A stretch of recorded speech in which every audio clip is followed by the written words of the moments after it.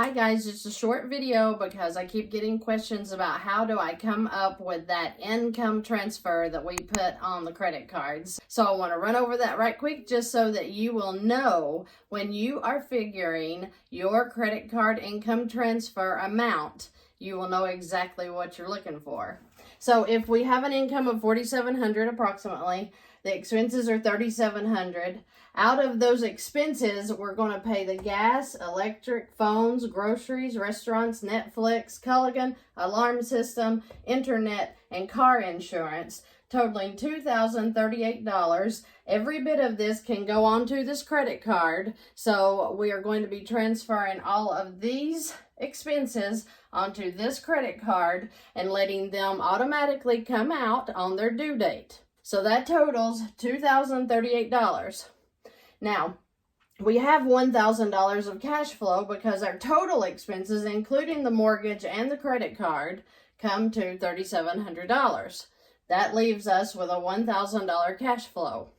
This credit card balance is currently at $10,000, which is the limit, and has a $562 payment, and it's at 30%. So when you are figuring what your income transfer is going to be, this is how you figure it. When you get your total expenses, it's going to be coming off of this credit card, which in this scenario is $2,038. You would take the $2,038 in credit card expenses. You would add your cash flow to that, which we showed as $1,000. Then you're going to add your credit card payment. Why do we do that? Because when we do an income transfer into a credit card or a line of credit, every time this payment will be satisfied. You no longer need the $562 payment because the income transfer of $3,600 in this scenario is going to cover that $562 credit card payment. Therefore, that now becomes cash flow, which helps us pay off this credit card. So after you figure all of your expenses that can come off of a credit card, just add your cash flow to it, the credit card payment to that, get your total, that's your income transfer amount. You transfer that into the credit card once a month or once a week or once a day. Whenever you get paid, you transfer the income into the credit card and let it sit there so that it can keep your interest charges down on your balance. So we would take the $3,600 in income, transfer it into this credit card balance of $10,000. It immediately brings the balance down to $6,400, which, wow, if this credit card has 30% interest on $10,000, that's $3,000 a year that you could be charged in interest. But the way we do our paycheck parking or our income transfers into the credit card, it brings this balance down so much lower. So when you figure the interest throughout the year based on the average daily balance, that cash flow is going to bring the balance down to a payoff. So I figured this card would be paid off in less than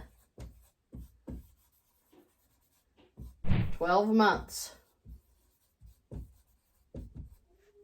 So when you have a credit card that is just sitting with a balance, transfer your expenses onto that, throw your cash flow into that, turn this payment into cash flow too, and get that thing paid off. There is no need in sitting around with credit card balances. We can get rid of those pretty easy, pretty quickly. I hope that you all understand this scenario. If you do not, please leave me questions and comments below. I will be glad to help you any way I can, because once you understand that your line of credit is no longer a payment, that is literally you depositing your money into your account so that you can pull it back out and use it again as needed.